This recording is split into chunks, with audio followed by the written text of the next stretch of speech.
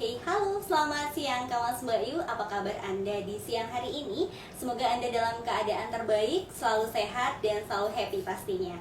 Tiffany kali ini yang akan temani Anda di talk show podcast bersama BPJS Kesehatan Cabang Kudus. Tiffany tidak sendiri karena sudah ada Apoteker Syarifatun Karunia Ekawati MM. Beliau selaku Kepala Bagian Mutu Layanan Kepesertaan di BPJS Kesehatan Cabang Kudus. Halo Bu Nia, selamat siang. Selamat siang, Mbak. Apa kabar? Alhamdulillah Sehat ya Bu ya. Bu Nia, saya persilahkan untuk menyapa Kang Mas Mbak Yu terlebih dahulu, silakan. Ya. Selamat siang Kang Mas Mbak Yu. Saya Nia selaku Kepala Bagian Mutu Layanan Kepesertaan di BPJS Kesehatan Cabang Kudus. Mudah-mudahan Kang Mas Mbak Yu selalu sehat. Oke, tema kita pada siang hari ini adalah ibadah haji tenang karena JKN aktif. Seperti yang kita ketahui, masyarakat Indonesia khususnya warga Kudus saat ini tengah melaksanakan ibadah haji di Tanah Suci ya Bu ya. Apa Bu kaitannya ibadah haji ini dengan JKN aktif? Apakah ada regulasi yang mengatur di dalamnya atau bagaimana? Silakan. Iya, betul Mbak. Jadi kami sudah memperlakukan mulai tahun 2025 ini, di mana untuk haji khusus maupun haji reguler itu kita minta untuk bisa mengaktifkan kepesertaan JKN-nya. Kalau untuk haji khusus itu ada di KMA nomor 74 tahun 2025. Iya. Sedangkan untuk yang haji reguler disyaratkan pada saat pelunasan biaya ibadah haji harus memiliki kepesertaan JKN aktif. Oke. Nah, selama untuk mengaktifkan JKN itu sendiri ada kendala-kendalanya nggak sih Bu?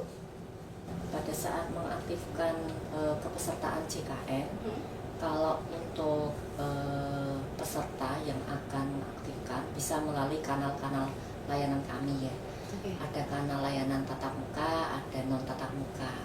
Kalau kanal layanan tatap muka itu ada di kantor BPJS Kesehatan, ada juga di mall pelayanan publik ya, kami buka di Mall Pelayanan Publik Kabupaten Kudus itu setiap hari Senin sampai dengan Jumat. Kemudian ada juga pelayanan BPJS keliling Mbak.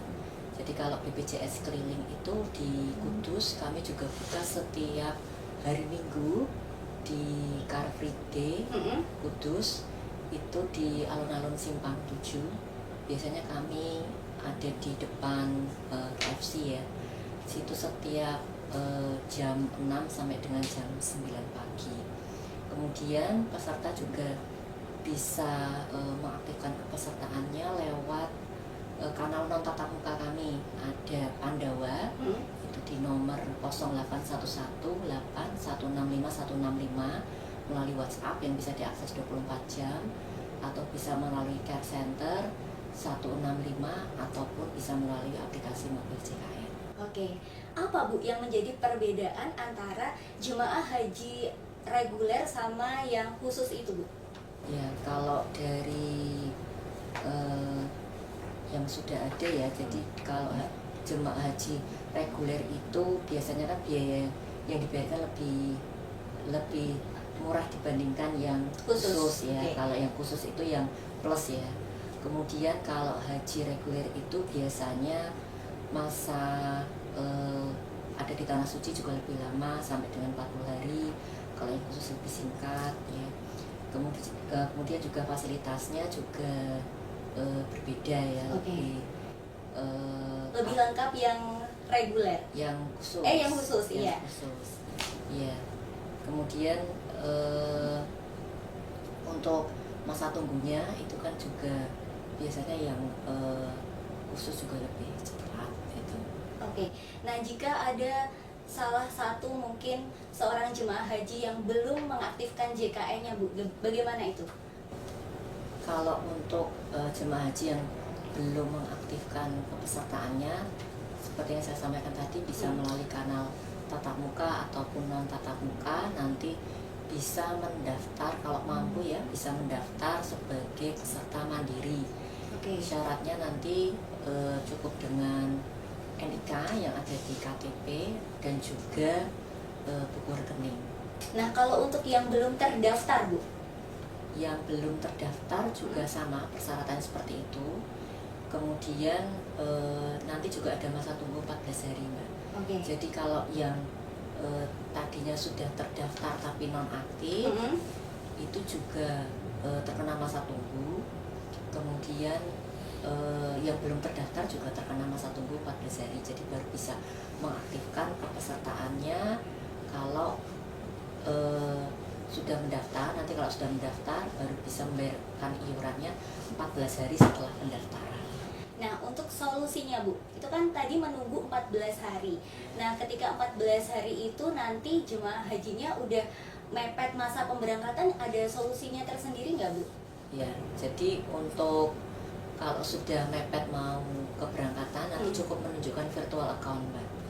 Menunjukkan virtual account kepada kalau untuk yang haji reguler kan dengan pelunasan ya. Pada saat pelunasan bisa menunjukkan virtual account kepada bank penerima pembayaran haji.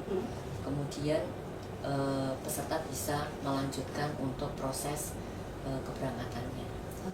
Nah, untuk cara mengeceknya sendiri Bu, cara mengecek status kepesertaannya itu apakah sudah aktif atau belum, bagaimana? Jadi untuk mengecek kepesertaan bisa melalui WhatsApp Pandawa ataupun melalui mobil JKN. Kalau di mobil JKN itu di menu info peserta, kalau di Pandawa itu di menu informasi, nanti dipilih cek status kepesertaan. Kemudian nanti diminta untuk mengetikkan NIK dan tanggal lahir. Kemudian nanti dari Pandawa akan menjawab pesertaannya aktif atau tidak, ada di segmen mana. Seru sekali perbincangan kita siang hari ini. Kita akan lanjutkan setelah break.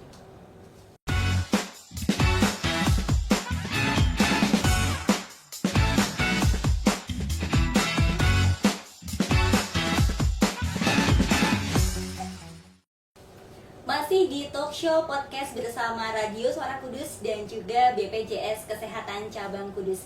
Masih bersama Tiffany dan pastinya Bu Nia. Masih semangat ya Bu? Semangat, Mbak.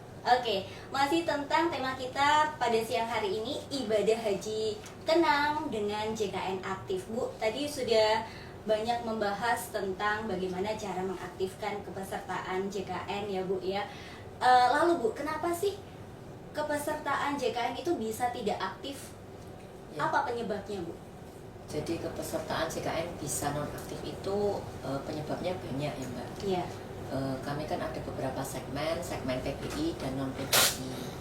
Biasanya kalau untuk segmen PBI nonaktifnya itu karena sudah tidak masuk dalam SK Kemensos. Kalau sekarang itu dari Kemensos itu mendata berdasarkan data DTSN. Nah kalau tidak masuk dalam data DTSN maka dari Kemensos akan melakukan penonaktifan. Kemudian kalau segmen non PBI itu masih dibagi beberapa ya, yaitu yang pertama PPU atau pekerja penerima upah, di mana kepesertaan bisa nonaktif biasanya untuk anak yang usia di atas 21 tahun ataupun pekerja yang sudah resign dari perusahaan. Kemudian ada juga untuk yang segmen non PBI atau non penerima bantuan iuran, itu yang pekerja bukan penerima upah atau segmen mandiri ya, kalau dari masyarakat sering menyebut. Dari segmen mandiri biasanya nonaktifnya karena menunggak iuran.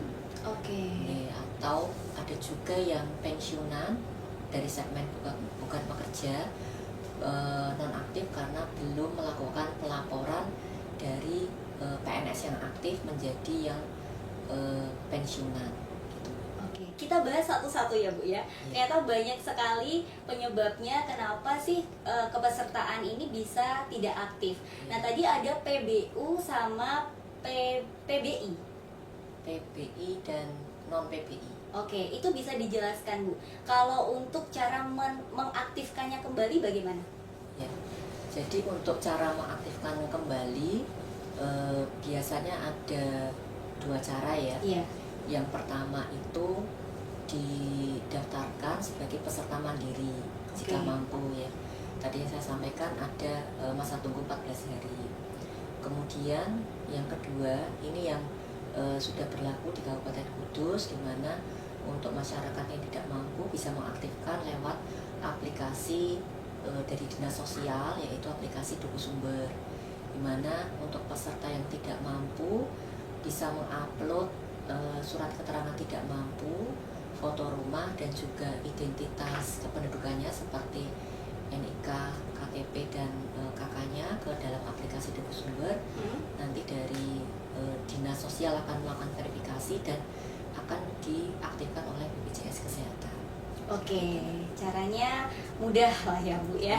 Oke, lalu bagaimana Bu cara untuk mengaktifkan kembali untuk anak di atas 21 tahun? Untuk anak di atas 21 tahun bisa diperpanjang kepesertaannya lewat surat keterangan masih kuliah dari kampus, Mbak. Oke. Ya, nanti untuk yang PNS ada tambahan dengan leger gaji atau daftar gaji bulanan, itu bisa disampaikan melalui Pandawa atau bisa datang ke kantor BPJS Kesehatan atau di kanal kami yang lain seperti BPJS Keliling. Oke. Atau di mall pelayanan publik. Baik. Nah, yang terakhir untuk yang menunggak Bu, bagaimana cara mengaktifkannya? Kalau untuk yang menunggak iuran, cara mengaktifkannya dengan membayar iuran di kanal pembayaran ya, bisa kanal bank maupun kanal non bank. Kanal bank itu seperti Bank BNI, BRI, BTN, BCA. Kanal non bank itu seperti Tokopedia, GoPay, Shopee. Nah, kalau ternyata peserta tidak mampu untuk melunasi tunggakan iuran itu sekaligus, bisa mendaftar pada program rehab atau rencana pembayaran bertahap yang ada di aplikasi Mobile JKN. Nanti bisa mencicil dengan masa cicilan maksimal 12 bulan. Kalau untuk yang mencicil di aplikasi itu tadi ada pilihannya nggak Bu? Ya. Mungkin contohnya nih nunggak 1 tahun. Nah, bisa diambil cicilan mungkin ada 5 bulan atau 6 bulan atau berapa bulan gitu, bisa nggak Bu? Ya, jadi kalau untuk cicilan di aplikasi Mobile JKN melalui program rehab itu, misalnya tadi Mbak Tiffany menyampaikan menunggak 12 bulan ya atau 1 Iya. tahun, bisa memilih cicilan maksimal 6 bulan, jadi separuhnya. Oh gitu. Kalau ada tunggakan 12 bulan berarti bisa mencicil 6 bulan, tunggakan 10 bulan bisa mencicil 5 bulan. Oke. Tunggakan 24 bulan bisa mencicil 1 tahun atau 12 bulan, jadi separuh. Nanti kalau tunggakannya lebih dari 24 bulan, cukup membayar hanya 24 bulan plus 1 bulan berjalan atau 25 bulan. Oke.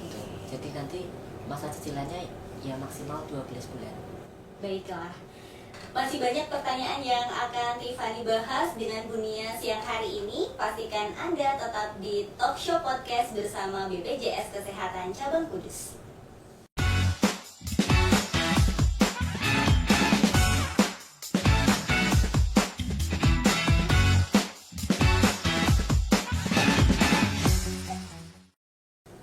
Masih di Talk Show Podcast bersama BPJS Kesehatan Cabang Kudus.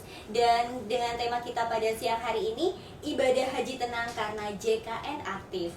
Bunia, kita sudah banyak mengulas ya Bu ya. Tadi beberapa pertanyaan. Apa sih Bu manfaat dari JKN aktif ini untuk jemaah haji? Ya, manfaatnya sangat banyak ya Mbak Tiffany.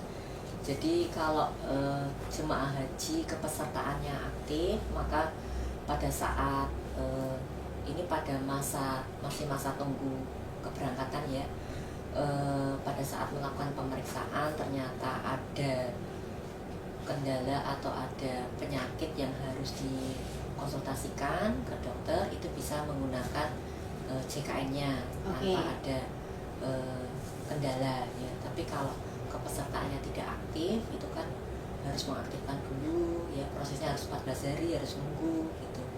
Nah, kalau sudah aktif kan, misalnya pada saat masa tunggu diketahui ada penyakit kronis seperti DR, hipertensi, itu bisa dilakukan pengobatan dan juga pemeriksaan lab ya di lab Prolanis. Jadi kami ada pemeriksaan lab Prolanis bisa digunakan untuk peserta DM itu pemeriksaan gula darah setiap bulan sekali, dan juga ada pemeriksaan setiap 6 bulan ya. Ada pemeriksaan lengkap ya, seperti kolesterol, ureum, kreatinin, itu bisa dilakukan 6 bulan sekali untuk peserta prolanis.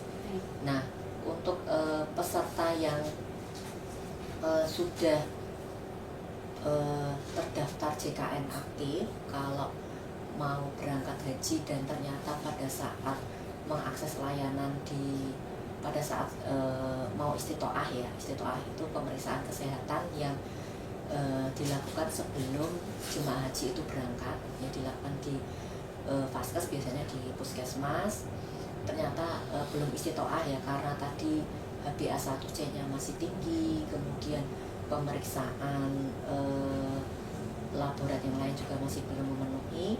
Nah, nanti dari puskesmas akan mengembalikan ke Vaskes 1 terdaftarnya. Jadi misalnya Vaskes 1 terdaftarnya itu di dokter keluarga ataupun di klinik, akan dikembalikan sesuai Vaskes terdaftar. Setelah itu nanti diobservasi oleh Vaskes terdaftar bisa ditangani atau tidak di Vaskes 1. Kalau memang tidak bisa ya nanti akan dirujuk ke rumah sakit ya, untuk dilakukan pengobatan lebih lanjut ya. Jadi kalau nanti ternyata setelah pengobatan lebih lanjut HbA1c-nya sudah turun kan, bisa dilakukan pemeriksaan kembali ke puskesmas supaya bisa istitoah. Oke, nah apa Bu, ada yang membedakan nggak jenis pelayanan kesehatan yang diterima jemaah haji antara jemaah haji reguler sama yang khusus Bu? Kalau untuk pelayanan JKN-nya sama Mbak. Ya, tadi untuk manfaat pelayanan, jadi kami kalau di BPJS Kesehatan kan menganut prinsip setara ya, jadi tidak membedakan mana peserta yang PPI atau non PPI ataupun yang jemaah haji reguler ataupun jemaah haji khusus ya. Jadi untuk jemaah haji reguler maupun khusus, jika akan mengakses layanan, manfaatnya juga sama, baik itu di FKTP maupun di rumah sakit. Ada prosedur khususnya nggak Bu, kalau tiba-tiba ada jemaah haji yang membutuhkan perawatan medis dengan segera? Kalau membutuhkan perawatan medis dengan segera sudah ada di embarkasi ya, atau di asrama haji ya. Kalau di Kudus ini kan masuk wilayah Jawa Tengah, biasanya di Donohudan. Kalau di Donohudan kan biasanya juga ada dokter ya, dokter yang ada di asrama haji. Kalau itu gawat darurat, dari dokter yang ada di asrama haji bisa langsung merujuk ke rumah sakit yang bekerjasama dengan BPJS Kesehatan yang ada di wilayah dekat dengan Donohudan ya, seperti yang ada di wilayah Solo atau Boyolali. Nah, kalau misalnya itu tidak gawat darurat, nanti akan diobati dokter asrama haji bisa bekerja sama dengan dokter Vaskes 1 yang bekerja sama dengan BPJS Kesehatan. Itu. Kemudian nanti kalau memang perlu rujukan dari dokter Vaskes 1 akan merujuk ke poli yang ada di rumah sakit. Untuk mekanismenya sendiri Bu, bisa diceritakan mungkin dengan mengaktifkan JKN aktif ini? Mekanisme yang seperti apa Mbak? Mekanisme penjaminan pelayanan. Ya, jadi untuk mekanisme penjaminan pelayanannya cukup menunjukkan NIK, NIK aktif ya, NIK kepada Vaskes. Nanti Vaskes akan mengecek di aplikasi, kalau di Vaskes 1 itu di Piker, kalau di rumah sakit itu aplikasi Claim ya. Jadi cukup menunjukkan NIK saja, tidak perlu cetak kartu, atau bisa menunjukkan KIS digital di aplikasi mobil JKN. Jadi kalau di mobil JKN itu misalnya kepesertaan aktif, maka akan langsung muncul KIS digitalnya. Tapi kalau kepesertaannya tidak aktif, maka tidak akan muncul KIS digital di mobil JKN. Bu, kalau misal ada jemaah haji yang dirawat kemudian membutuhkan perawatan medis secara intensif gitu ya Bu, ini bisa dikatakan ibadah hajinya tidak istitoah atau bagaimana Bu? Iya, jadi kalau untuk jemaah haji ya, walaupun misalnya dijadwalkan berangkat tahun ini Iya. sesuai dengan nomor urut porsinya, tapi kalau tidak istitoah, artinya masih ada hasil laborat yang belum memenuhi target, kemudian ada tes-tes lain yang masih belum layak bagi calon jemaah haji untuk berangkat, maka bisa dikatakan tidak istitoah. Gitu. Jadi mumpung sekarang misalnya Bapak Ibu sudah mendaftar haji, ya tapi masih dalam masa tunggu keberangkatan, bisa dicek ya mulai dari sekarang untuk kondisi kesehatannya. Oke. Dengan datang ke Vaskes 1, kalau memang untuk Bapak Ibu misalnya dicek di Vaskes 1 dengan screening riwayat kesehatan ya, ternyata memang ada penyakit kronis, maka bisa diobati dulu sebelum keberangkatan haji ya. Jadi nanti pada saat keberangkatan itu hasil labnya sudah memenuhi target. Oke. Ya. Lalu Bu, untuk mekanisme untuk rujukan Vaskes di asrama haji bagaimana mekanismenya? Ya. Jadi untuk mekanisme rujukan di asrama haji, nanti dari dokter asrama haji bekerjasama dengan Vaskes 1 yang ada dekat dengan asrama haji, nanti dokter Vaskes 1 akan memberikan, kalau memang bukan kewenangan dokter Vaskes 1 ya, dan juga dokter Vaskes 1 itu sudah diobati tapi kok masih belum sembuh, maka dokter Vaskes 1 akan merujuk ke poli yang ada di rumah sakit yang bekerjasama dengan BPJS Kesehatan, namanya melalui aplikasi P-Care, ya, Primary Care. Baik. Kalau untuk vaksin meningitis Bu, apakah vaksin ini dijamin oleh BPJS Kesehatan? Ya, kalau untuk program vaksinasi ya Mbak, tidak hanya meningitis, ini vaksinasi secara keseluruhan, baik itu vaksinasi, kalau dulu kita zaman COVID ya, ada vaksinasi COVID, ada vaksin untuk bayi ya, BCG, DPT, polio, termasuk meningitis ini termasuk dalam program pemerintah Mbak. Oke. Jadi tidak dijamin oleh BPJS Kesehatan. Itu termasuk salah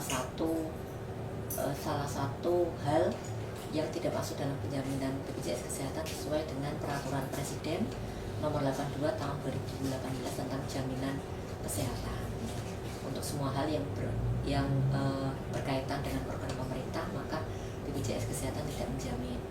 Artinya kalau untuk vaksinasi meningitis bagi jemaah haji, jika memang itu pasti diperlukan ya sebagai syarat untuk berangkat haji, maka itu menjadi tanggung jawab dari jemaah haji jika memang pemerintah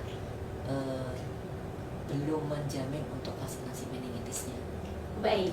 Oke, kita masih akan berbincang dengan Bu Nia di Talkshow Podcast bersama BPJS Kesehatan Cabang Kudus.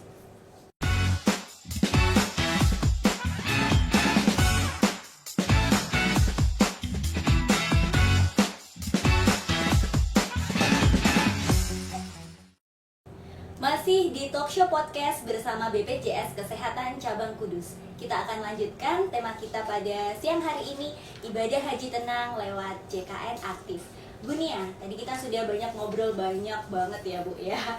Nah, untuk jemaah haji di Kudus sendiri Bu, bisa diceritakan pengalaman Anda dalam melayani jemaah haji asal Kudus Bu? Silahkan. Ini pengalaman yang saya temui ya Mbak, di tahun 2025 ini, karena untuk pemberlakuan KMA nomor 74 tahun 2025 ini kan baru tahun ini ya, dimana jemaah haji diminta untuk mendaftar kepesertaan JKN sebagai syarat untuk keberangkatan haji ya. Jadi pada saat ada peserta yang datang ke kami, itu dari pemikiran peserta itu hanya mendaftar dan membayarkan sekali, kemudian berikutnya tidak membayarkan lagi ya. Oke. Jadi perlu kami sampaikan juga ke Mas Mbak Yu bahwa untuk kepesertaan JKN ini berlaku seumur hidup seumur hidup. Hanya bisa dilakukan penonaktifan jika meninggal dunia, kemudian menjadi warga negara asing ya, dan juga bekerja atau tinggal di luar negeri. Selain itu, maka kepesertaan tetap akan menjadi peserta JKN ya. Walaupun misalnya dengan status tadi nonaktif karena belum bayar iuran ataupun nonaktif yang lainnya. Jadi kalau Mas Mbak Yu mendaftar sebagai peserta JKN, kami harapkan sudah mengetahui prinsipnya bahwa kepesertaan JKN berlaku seumur hidup ya. Nah, jika tidak mampu pada segmen yang saat ini, misalnya sebagai peserta mandiri, bisa beralih ke segmen yang bantuan dari pemerintah. Tadi yang saya sampaikan bisa melalui aplikasi Buku Sumber, ya, kalau untuk Kabupaten Kudus, ataupun bisa mendaftar sebagai peserta PPJK ya jika masuk sebagai kepesertaan yang masuk dalam data DTSN. Data DTSN. Seperti itu, Mbak. Oke, kalau untuk pesannya sendiri Bu untuk jemaah haji, apa yang ingin disampaikan lewat JKN aktif ini ya Bu ya, lewat program ini? Ya, kami harapkan untuk Bapak Ibu, Kang Mas Mbak Yu yang akan berangkat haji ya, masih dalam masa tunggu ataupun masa tunggunya masih jauh ya, masih 10 tahun lagi, bisa dipersiapkan dari sekarang ya, kepesertaan JKN-nya aktif, jangan menunggu nanti pas mau berangkat ya, karena kalau nanti pada saat sudah mau berangkat kok kepesertaan JKN-nya tidak aktif ya, nanti akan terkendala pada saat mengakses layanan kesehatan ya. Jadi dipastikan dari sekarang kepesertaan JKN-nya aktif. Bagi yang belum mendaftar, mohon bisa segera untuk mendaftar ya. Tadi lewat kanal-kanal yang saya sampaikan, bisa melalui tatap muka maupun non tatap muka, seperti itu. Oke, Bu Nia, terakhir himbauan untuk warga Kudus Bu, silakan bisa disampaikan. Ya, kami harapkan untuk Bapak Ibu atau kami Mas Mbak Yu, jika akan mengakses informasi tentang JKN, bisa dilakukan di kanal-kanal resmi kami ya. Jadi kami ada YouTube ya, BPJS Kesehatan RI, ada juga Instagram BPJS Kesehatan _RI, itu bisa di follow ya. Karena sekarang ini sudah banyak informasi-informasi lewat media sosial yang kurang sesuai ya.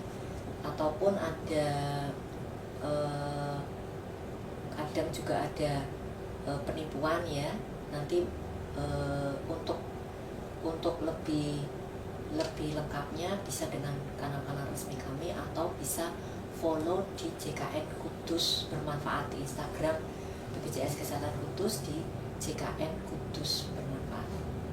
Seperti itu, Mbak. Oke, terima kasih Bu Nia atas waktunya. Demikianlah Kawan Mbak Yu podcast bersama BPJS Kesehatan Cabang Kudus. Semoga info yang sudah diberikan Bu Nia bermanfaat untuk Anda. Tiffany pamit undur diri. Wassalamualaikum warahmatullahi wabarakatuh. Yes.